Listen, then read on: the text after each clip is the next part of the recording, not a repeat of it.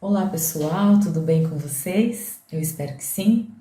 Meu nome é Camila Franzini Volsi, eu sou médica veterinária, especialista em patologia clínica veterinária. Atualmente eu trabalho no Texa Laboratórios, eu faço parte da equipe de médicos veterinários da assessoria científica do Texa. É um prazer muito grande poder estar aqui com vocês nesse Vet Science. Falando um pouco sobre a minha trajetória, desde a graduação eu sempre atuei no laboratório de patologia clínica, já fui estagiária desde a graduação, já fui menor aprendiz, também já fui responsável pelo laboratório de patologia clínica de um centro diagnóstico veterinário no interior de São Paulo, já fui RT de um laboratório de análises veterinárias aqui em Belo Horizonte. Também já atuei na clínica médica de pequenos animais, clínica médica e cirúrgica durante algum tempo. E é isso, tá? Hoje nós vamos falar sobre alguns assuntos bem interessantes da veterinária e eu espero que vocês gostem bastante. A princípio, vamos falar sobre cortisol fecal, cortisol salivar. Será que tem um mais importante ou então um momento adequado, um momento ideal para solicitar cada um deles? É isso que a gente vai detalhar aqui. Vamos começar falando do cortisol, né? O cortisol é um hormônio glicocorticoide produzido pelas adrenais, tendo como um dos principais substratos utilizado para a produção de cortisol o colesterol. E nós sabemos que o cortisol ele tem diversas funções, está inserido no organismo dos animais, dos seres humanos, dos seres vivos em geral. Em diversas funções, em diversas atividades, né? Porém, uma das funções principais é a regulação energética através da gliconeogênese, ou seja, através da quebra de glicose da produção de glicose através da quebra de aminoácidos, lactato, glicerol. Então, ele vai produzir glicose, fazer essa gliconeogênese através da transformação de outros componentes em glicose. Então, o cortisol atua nisso na regulação energética. O cortisol também estimula e potencializa todas essas etapas da gliconeogênese no fígado. Então, ele não só é um dos responsáveis por essa regulação, tem essa função, mas ele vai estimular, a função dele é estimular e potencializar essas etapas. É um dos principais hormônios responsáveis pela resposta ao estresse nos animais.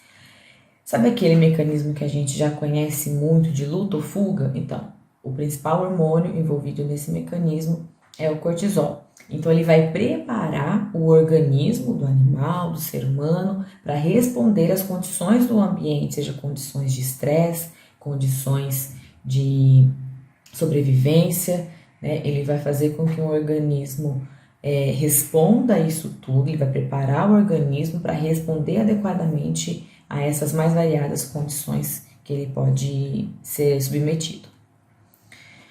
Então, a gente pode falar resumidamente que a principal função do cortisol é estabelecer o equilíbrio, é fazer com que o organismo volte a uma condição de equilíbrio. Então, tudo que acontece ao redor do ser vivo, seja animal ou humano, vai ativar esse mecanismo do cortisol para que as condições o indivíduo ele tem a condição de ir atrás daquilo que o leva ao equilíbrio. Então, no momento de fome, medo, fuga, necessidade de cópula, esses momentos eles vão evidenciar habilidades para garantir a sobrevivência. E quem que é o responsável por evidenciar essas habilidades? Por permitir que as habilidades se sobressaiam e ele consiga sobreviver à fome, ao medo, à fuga, à situação de estresse. É o cortisol. Só que o estresse, a gente muitas vezes pensa nele como algo negativo, né? E não só negativo. O estresse, ele é uma resposta adaptativa. Então, uma situação de estresse mostra que o organismo está passando por algo incomum, por algo realmente estressante, fora daquilo que o organismo está acostumado. Porém, a intenção do estresse no organismo é produzir uma adaptação justamente para ele sobreviver, para que o organismo se adapte àquele meio e consiga sobreviver àquelas condições e saia do estresse. O fato de não estar mais em estresse não significa que o estímulo cessou, mas muitas vezes que o ser vivo, né, o ser humano, o animal, se adaptou àquele estímulo negativo que causou o estresse. O estresse ele é responsável, né, por alterações comportamentais, neuronais, endócrinas, imunológicas, hematológicas e metabólicas. E essas alterações elas são moduladas principalmente pelo cortisol. Então o estresse é um fator, é um estímulo que o organismo recebe e que vai produzir nesse organismo respostas a partir da liberação do aumento de cortisol na corrente sanguínea, pelas adrenais, que são as produtoras de cortisol. Então, a partir desse aumento de necessidade de cortisol, a gente vai ter alterações de outras funções por conta do cortisol aumentado, justamente para que esse organismo estabeleça uma homeostase e chegue no equilíbrio. Então, ele está intrínseco nessas respostas aos estímulos externos. São todos os estímulos que o organismo recebe, ele tende a responder tendo o cortisol como principal hormônio envolvido nesse processo. No momento de estresse, então, a ativação do eixo hipotálamo-hipófise adrenal, ao aumento da produção de cortisol por conta dessa ativação. Essa produção de cortisol nesse momento de estresse, né, seja por medo, fuga, necessidade de sobrevivência, ela vai mobilizar a energia, então vai fazer a gliconeogênese, a produção de glicose a partir de outros componentes, porque eu preciso de uma energia rápida para que aquele organismo se adapte àquela situação, para garantir uma homeostase, para garantir o equilíbrio, né? Então, quando a gente fala em cortisol, a gente não fala só de estresse, mas da busca do equilíbrio para que essa situação de estresse ela cesse. Estresse. Eu peguei uma definição de estresse que eu achei muito interessante. Tirei de uma bibliografia humana, né, de medicina humana, mas ela também serve para todos os seres vivos. De acordo com Francis, de 2005, o estresse pode ser definido como a soma de respostas físicas e mentais causadas por determinados estímulos externos e que permitem ao indivíduo superar determinadas exigências do meio ambiente. Então, é um resumo daquilo que a gente falou nesses primeiros slides, né?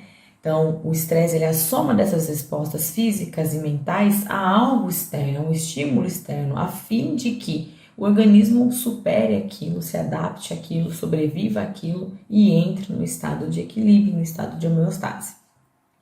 O estresse, por sua vez, ele possui características individuais. Então, aquilo que pode ser estressante para um indivíduo pode não ser para o outro. A resposta ao estresse, ela não é a mesma em todos os indivíduos, né? O estímulo pode ser o mesmo, mas a maneira com que o organismo vai responder, o grau de estresse de cada organismo é diferente. A resposta pode ser maior ou menor, dependendo do indivíduo, uma resposta individual. Sempre buscando adaptação, sempre buscando equilíbrio, sempre buscando se adaptar às situações. E o estresse pode ser agudo, pode ser crônico, de acordo com a duração. Pode durar minutos, pode durar dias, pode durar meses. É isso que vai definir se o estresse é crônico ou agudo. E é impossível a gente falar de estresse sem falar do oposto do estresse, que é o bem-estar. E falando de animais, que é a nossa área, o bem-estar animal. Então, o estresse ele vai causar esse aumento de cortisol plasmático. O cortisol ele se torna uma medida biológica do bem-estar animal. A gente sabe que os níveis de estresse crônico, os níveis de cortisol no estresse crônico, eles são altos, né? Justamente porque eles têm esse retrato fisiológico, essa resposta fisiológica do animal na concentração de estresse, na concentração de cortisol no estresse crônico. E a adaptação adequada ao meio nada mais é do que a gente conhece por bem-estar. Então, como eu havia falado antes, nem sempre a situação de estresse ela vai cessar, mas a partir do momento que aquele organismo se adapta àquela situação de estresse, e quando eu digo situação de estresse, é uma situação de fuga, é uma situação de fome, de necessidade, de mudança de ambiente. Então, tudo isso são situações estressoras, mas a adaptação a esse meio, ela gera um bem-estar. E aí que entra o primeiro cortisol que a gente vai falar, que é a dosagem de cortisol salivar, tá? A concentração de cortisol salivar, ela se iguala à concentração de cortisol plasmática muito rapidamente. Em 5 minutos, né, é respaldado por literatura esse tempo, que o cortisol salivar vai se igualar ao cortisol plasmático. Há um aumento significativo de ACTH após o ACTH, há um aumento significativo de cortisol após o ACTH, isso já foi comprovado também por estudos. Então a gente sabe que ele tem um reflexo do cortisol plasmático muito alto, muito imediato, né, nesse pouco tempo, de 4 a 5 minutos, e foi feito estudos onde fez a aplicação de ACTH em alguns animais e concomitantemente as mensurações de cortisol plasmático, cortisol salivar, e há esse aumento também do cortisol salivar após a ACTH.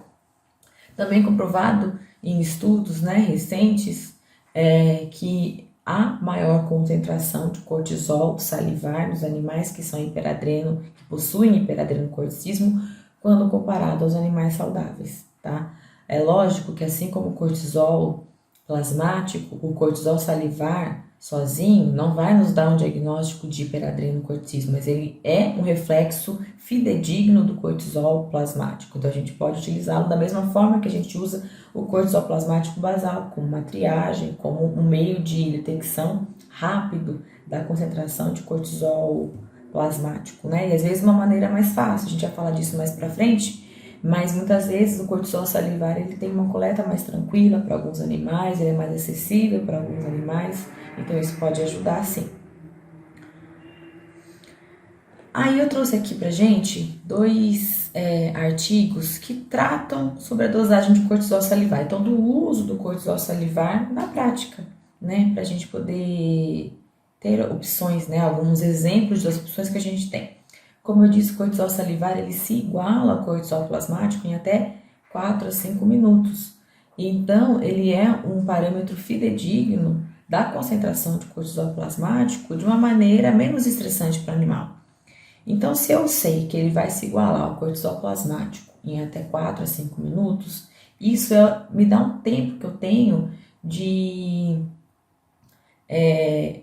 fazer uma coleta adequada, né, da saliva, sem que eu tenha interferência do manejo. A gente sabe que o cortisol plasmático, por exemplo, ele não é um fator tão fidedigno quando utilizado somente como basal para verificação de estresse, porque o estresse do manejo, o estresse do transporte, o estresse da coleta, tudo isso pode se refletir no cortisol plasmático, porque ele aumenta instantaneamente após essas manipulações, após essas interferências externas.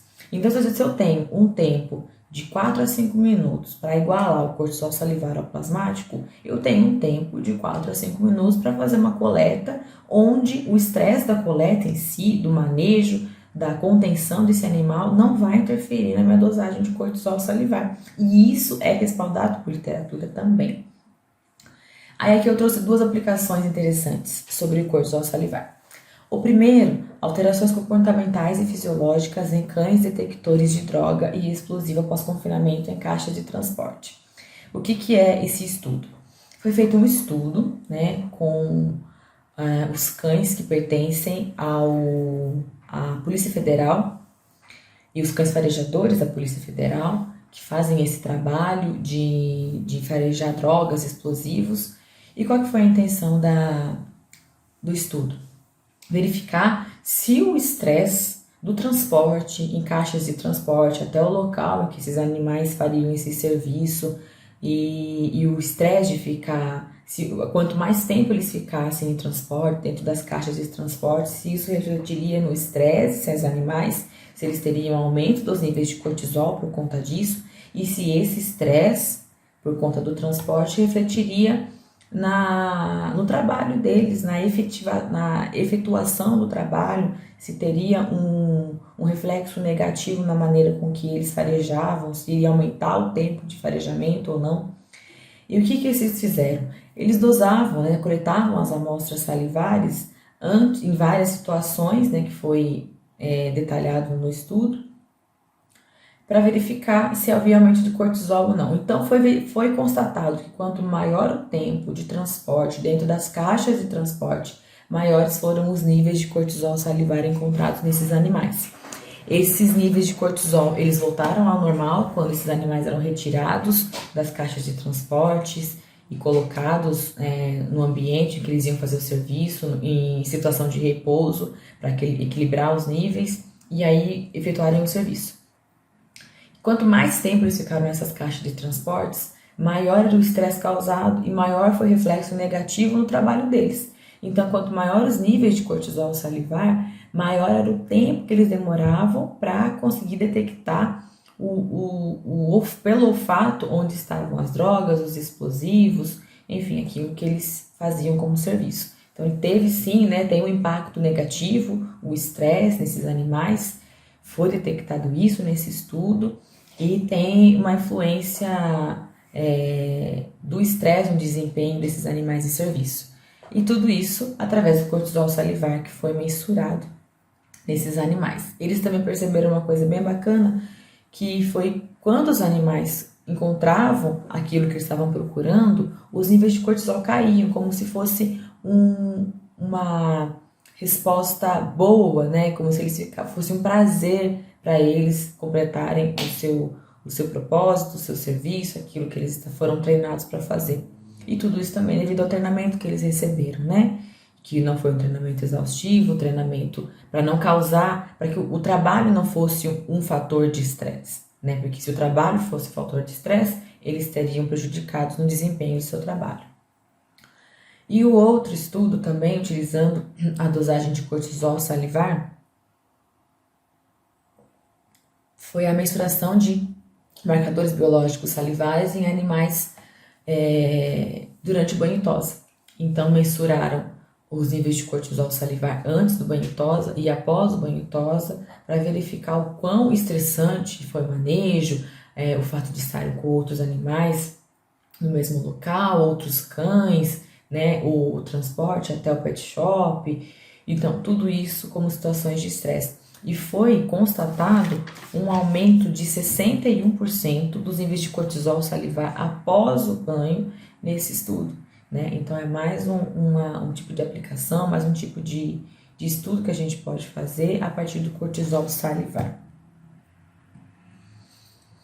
Aí, eu vou trouxe só alguns detalhes sobre a coleta, Coloquei a interrogação, porque fácil coleta? Depende, Tende a ser mais fácil do que canular uma veia, ainda mais em determinados animais, com determinados temperamentos, mas isso também é muito individual, Mas a intenção do cortisol salivar é justamente ser um pouco mais fácil a coleta, mais tranquila, para evitar o estresse do manejo, a demora da coleta e evitar que isso reflita na dosagem de cortisol e não seja um fator fidedigno, um resultado fidedigno para aquilo que a gente está pesquisando.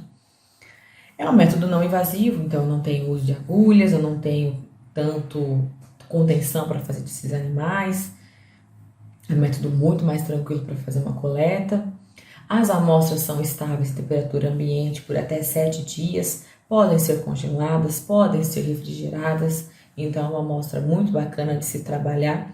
Não precisa ter centrífuga, diferente do sangue, que a gente sabe que se não for separado do coágulo, a durabilidade, a viabilidade dele é muito menor do que isso. Também não pode ser mantido em temperatura ambiente, o sangue sempre ser refrigerado. E eu trouxe aqui essa figura desse salivete, que é um tubo específico, para coleta de saliva. Não preciso usar esse tubo especificamente, mas ele é bem interessante, então se você tiver acesso, é um método de coleta bem interessante. Se você não tiver esse tubo, você pode, se for um animal que saliva bastante, você pode simplesmente coletar colocando o tubo próximo à saliva. Uma coisa bacana também que vários estudos comentaram para auxiliar na coleta é colocar um pote de comida palatável, bem cheirosa, perto do animal. Não deixar ele comer, mas colocar perto do animal, porque o cheiro do alimento faz com que ele comece a salivar mais. E isso tem auxiliado também nas coletas de saliva de alguns animais.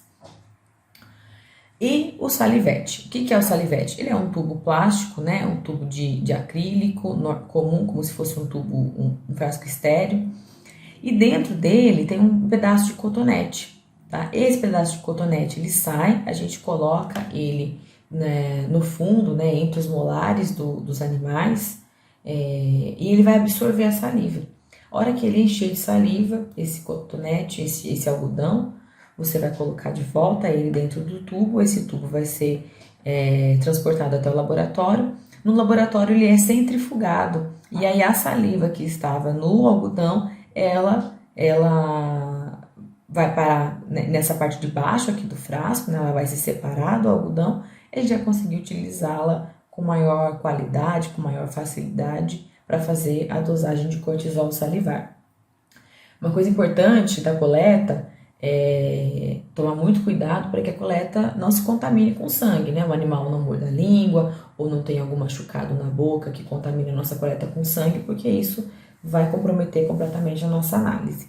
Fora isso, é uma coleta que tende a ser tranquila, tende a ser prática, né? E pode nos auxiliar muito aí como triagem, a dosagem de cortisol salivar.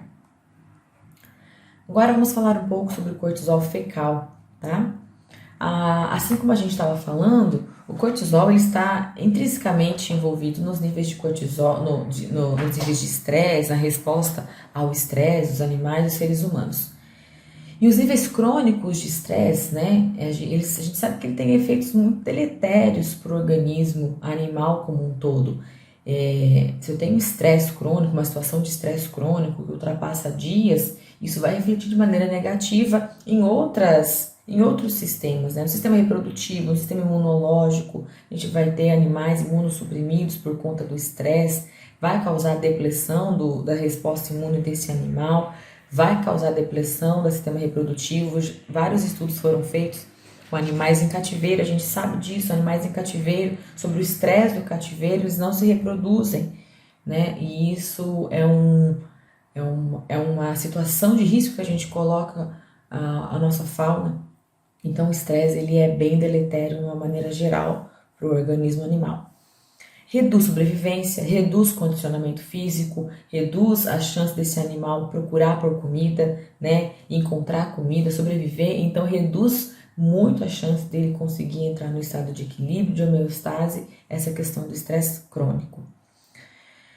Os glicocorticoides fecais, eles são informações integradas, ou seja, ele não é algo assim como o cortisol salivar, que é muito rápido em relação ao cortisol plasmático. Ele reflete uma resposta ao estresse referente a determinado período de tempo, e esse é a longo prazo, né?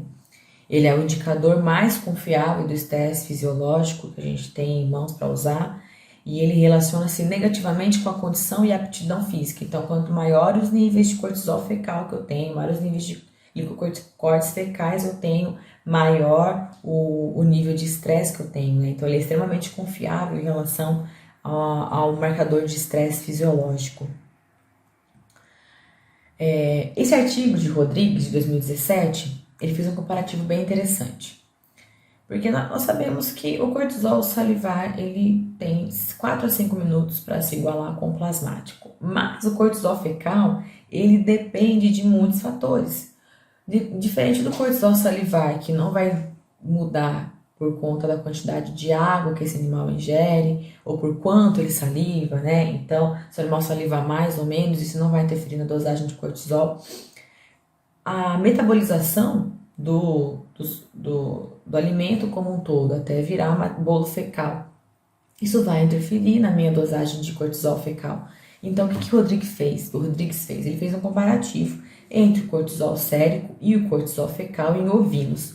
Qual que era a intenção? Estabelecer qual momento esses animais teriam um pico de aumento do cortisol fecal, comparando com o cortisol sérico, o cortisol plasmático, de acordo com determinado estímulo que ele ia fazer. Então, o estímulo dele foi a aplicação de ACTH nesses animais. E ele dosou cortisol plasmático e cortisol fecal nesses animais no período de 24 horas.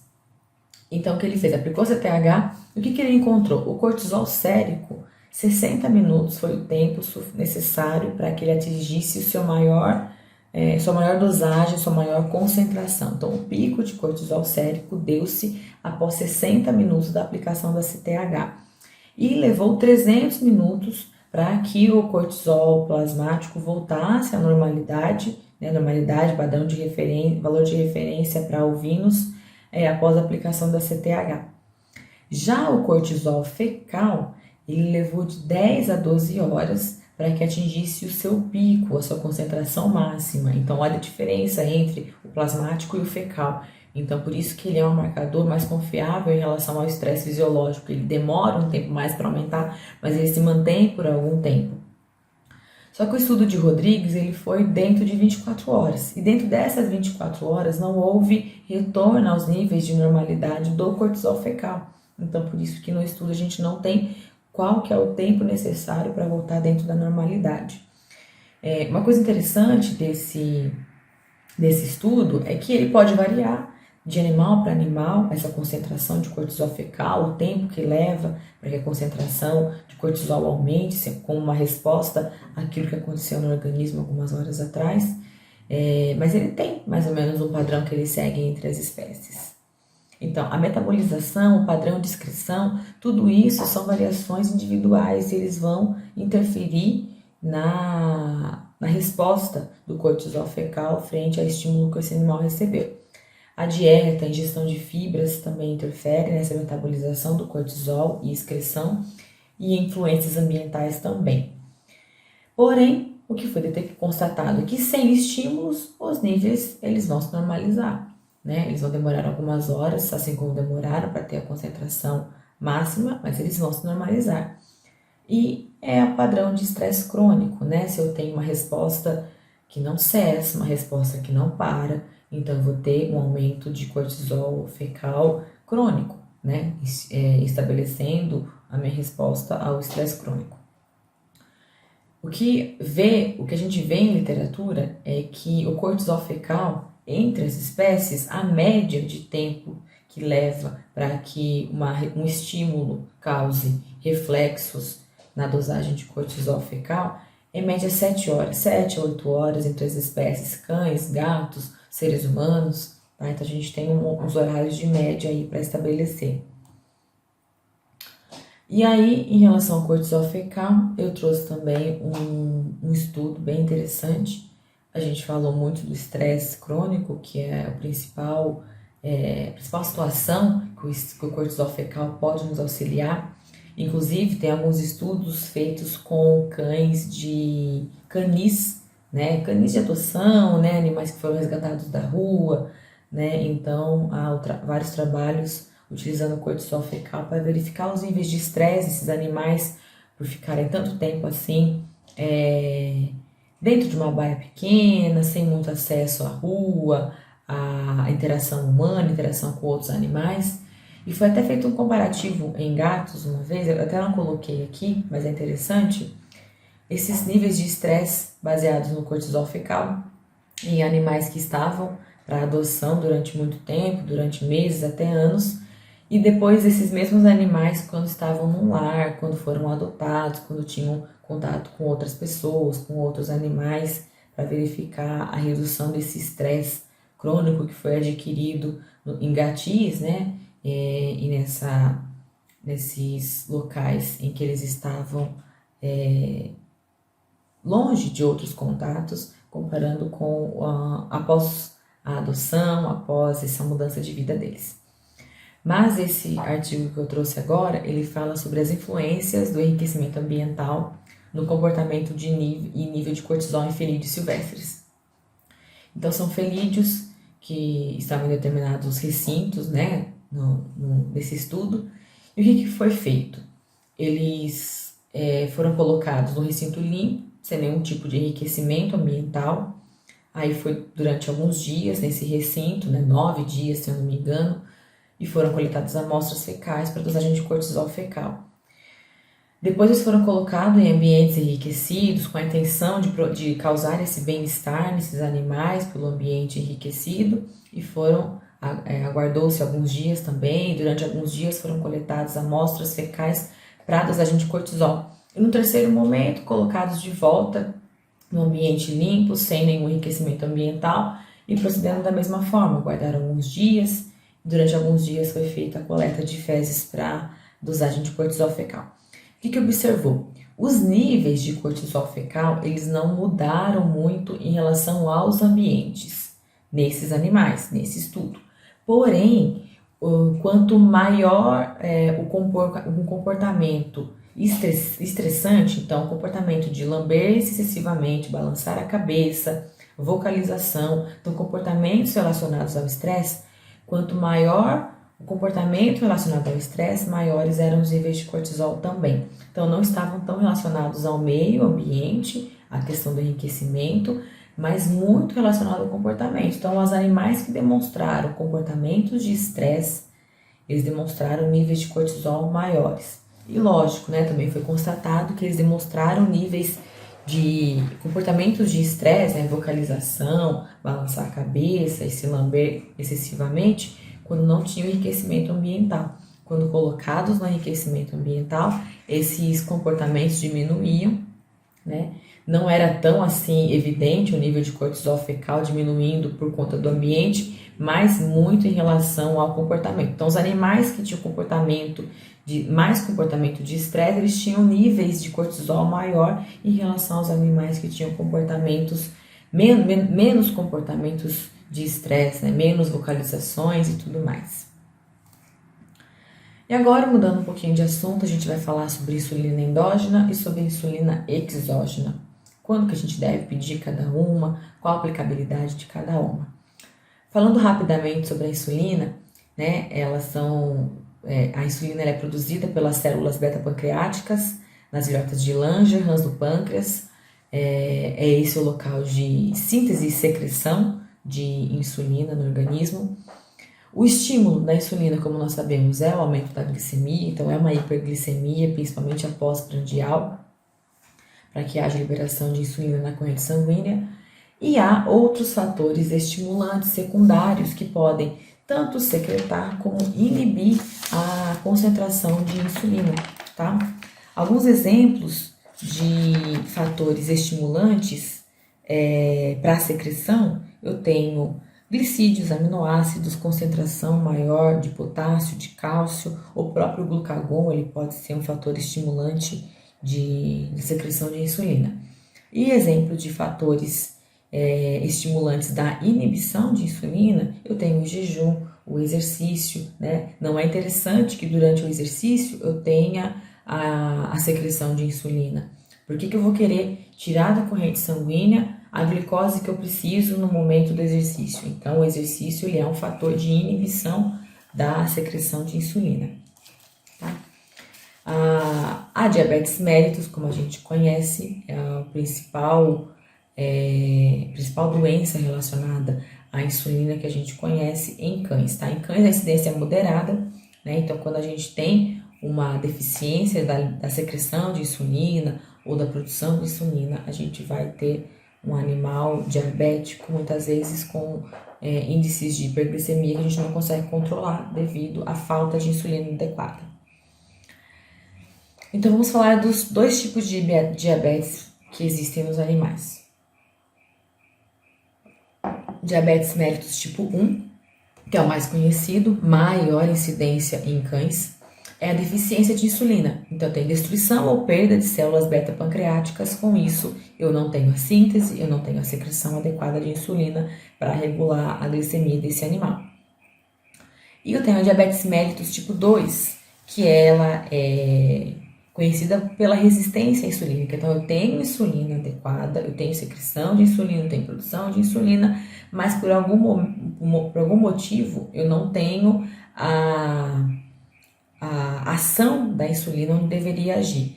Ou também eu posso ter uma inadequada produção ou uma inadequada secreção de insulina, não que o animal produz, mas não é o suficiente para que ele mantenha os níveis de glicemia adequados. Então, quando a gente fala de insulina endógena e exógena, né, a principal aplicabilidade é a resistência insulínica, é saber se o animal ele está no processo de resistência insulínica.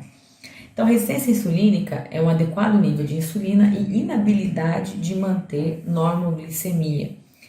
Nem sempre na resistência insulínica eu vou ter um aumento da insulina circulante. Muitas vezes eu vou ter um nível adequado da insulina circulante, porque ela está sendo produzida de maneira adequada, porém ela não é utilizada adequadamente para manter a normoglicemia. Então, a principal aplicabilidade da dosagem de insulina é verificação se há uma resistência insulínica nesse animal ou não. E é aí que a gente fala dos animais, né? O diabetes mellitus e insulino dependentes. A gente pode sim ter um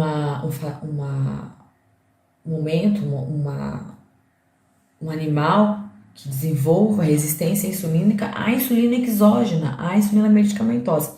Então, se eu tenho um animal diabético que faz uso da insulina medicamentosa, né, da insulina exógena, e ele pode sim, ele está propenso a desenvolver uma resistência insulínica que ela é mediada por outros fatores. A gente tem fatores que agravam esse quadro, que podem produzir um quadro de resistência insulínica, mas a gente pode ter sim um animal diabético insulino dependente desenvolvendo uma resistência insulínica. Até mesmo a obesidade nesses animais, ela pode ser um agravante para a resistência insulínica. Então, eu tenho a insulina porque eu estou aplicando a insulina nesse animal, mas ela não está sendo bem utilizada pelas células por conta de alguns fatores recorrentes desse animal. A obesidade é um deles. Então, nesse caso, se é um animal insulino dependente, eu vou dosar a insulina exógena, né? Porque se eu tenho concentração de insulina exógena na corrente sanguínea em quantidades adequadas, porém, eu não consigo ter uma normoglicemia, não consigo manter minha glicemia dentro dos valores adequados para esse animal que eu sei que é diabético, eu posso estar assim diante de um quadro de resistência insulínica.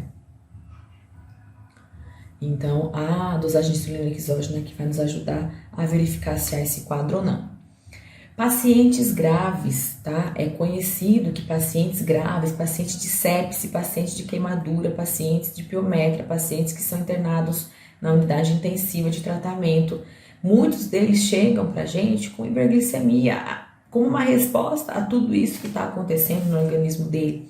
E essa hiperglicemia, ela muitas vezes confundida com um achado, às vezes, de um animal diabético, mas muitas vezes é por conta de uma resistência insulínica, porque esses quadros graves nesses pacientes, eles geram quadros de resistência insulínica, que para nós, como médicos veterinários, para quem é clínico, para quem trabalha nesses locais de tratamento intensivo, ou quem recebe esses pacientes graves, precisa ficar atentos, porque um animal que não tem o controle da glicemia adequado, ele não vai responder ao tratamento de maneira adequada também, porque o organismo não está em equilíbrio.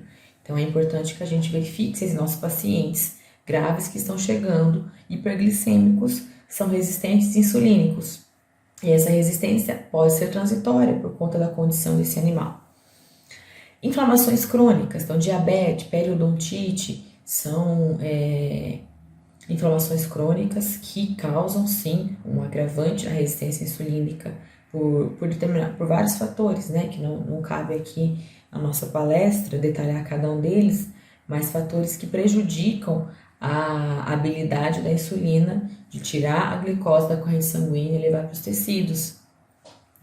O ciclo estral também, o diestro das cadelas, ele tem a produção de hormônios muito semelhantes aos produzidos na gestação humana. Então, essa resistência insulínica que pode ser gerada por conta do ciclo estral nas cadelas, ela é muito semelhante à diabetes mellitus gestacional em humanos, tá? Então, ela é mediada por hormônios, principalmente a progesterona, então alterações hormonais, desbalanços hormonais, que podem interferir sim em relação à habilidade da insulina de agir nas células e pode sim causar quadros de resistência insulínica. Alguns animais, né, a gente vê em alguns estudos, o tratamento para essa resistência insulínica por conta do diestro, muitas vezes é a castração, né? Mais uma prova de que esses animais eles têm uma resposta diferente em relação à insulina por conta de outras alterações hormonais.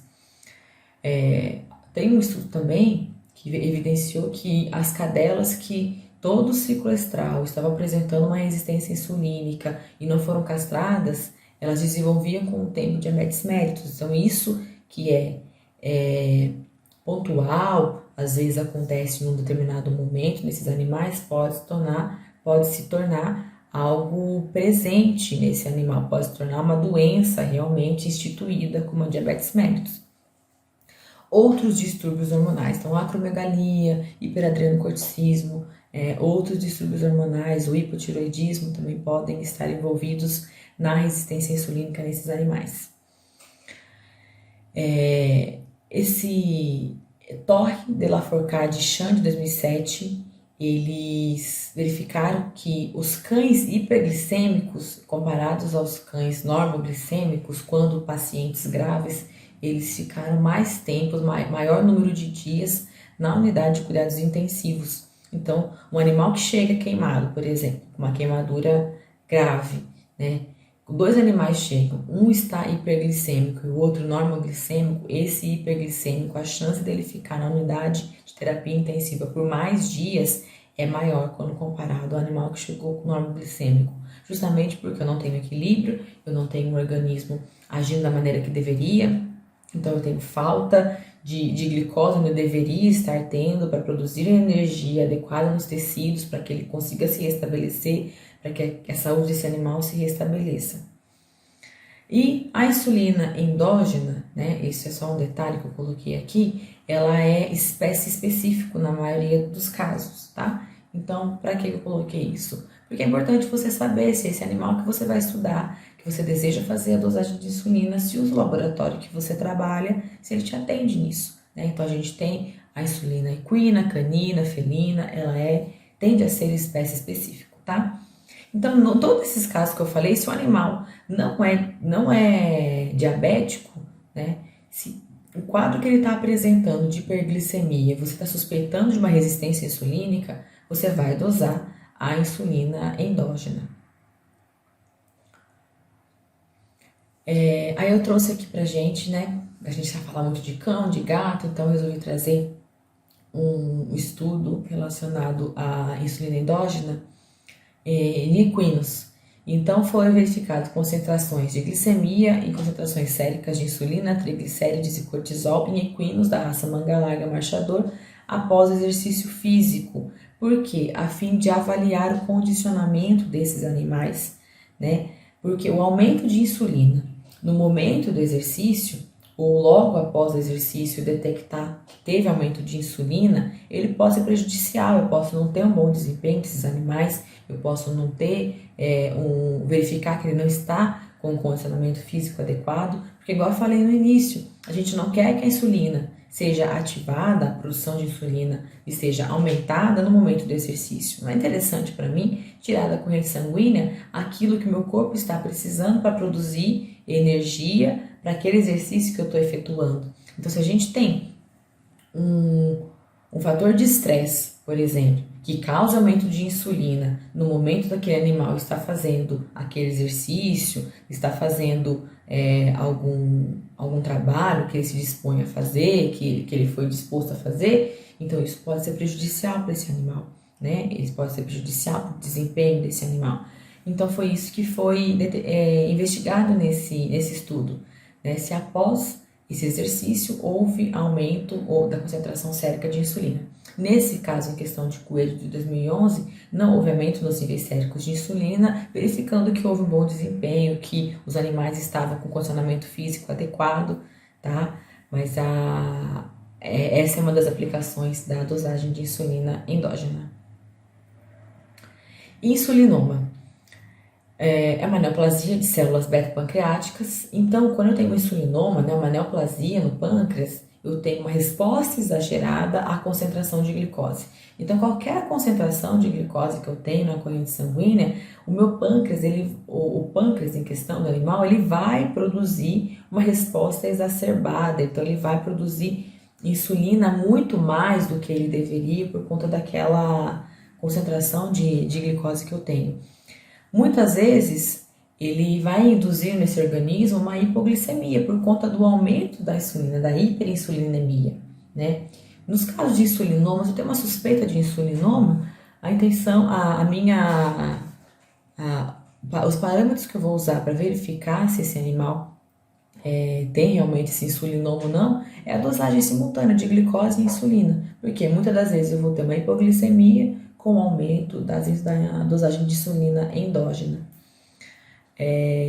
Leifer, de 86, ele fala que pode sim ocorrer, ele foi o primeiro a relatar a ocorrência de normoglicemia nos quadros de insulinoma, tá? Então, a hipoglicemia mais comum é sim, porque eu tenho um aumento da insulina endógena, muitas vezes sem necessidade, então ela vai causar essa hipoglicemia. Mas pode ocorrer normoglicemia nos casos de insulinoma. Então, nesse caso, a gente vai dosar frutosamina, glicemoglobina, para verificar se ele está tendo uma hipoglicemia crônica, que aí será condizente ou não com o quadro de insulinoma que a gente suspeita. Essa tabela eu trouxe para mostrar algo bem interessante para vocês. Então, aqui nessa tabela são os diagnósticos diferenciais que a gente tem para os quadros de hipoglicemia em animais, tá? Essa tabela eu tirei desse artigo de Gabriel de 2019, tá? Ele adaptou aqui de outros autores. Então, aqui eu tenho os diagnósticos diferenciais mais comuns para a hipoglicemia, os pouco comuns e os raros. E por que eu trouxe essa tabela? Porque muitas vezes a gente tem um animal hipoglicêmico, mas por achar que o insulinoma é algo raro, a gente não suspeita tanto dele assim. E aqui mostra nessa tabela que o insulinoma, ele dentre os diagnósticos diferenciais de hipoglicemia, ele está dentre um diagnóstico comum.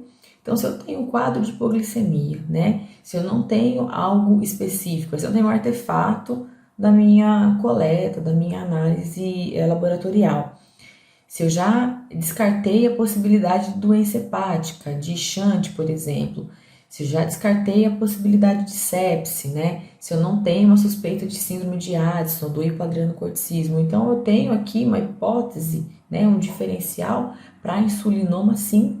Então, é interessante que a gente pesquise essa possibilidade de ser um insulinoma quando a gente fala dos diagnósticos diferenciais para a hipoglicemia, tá?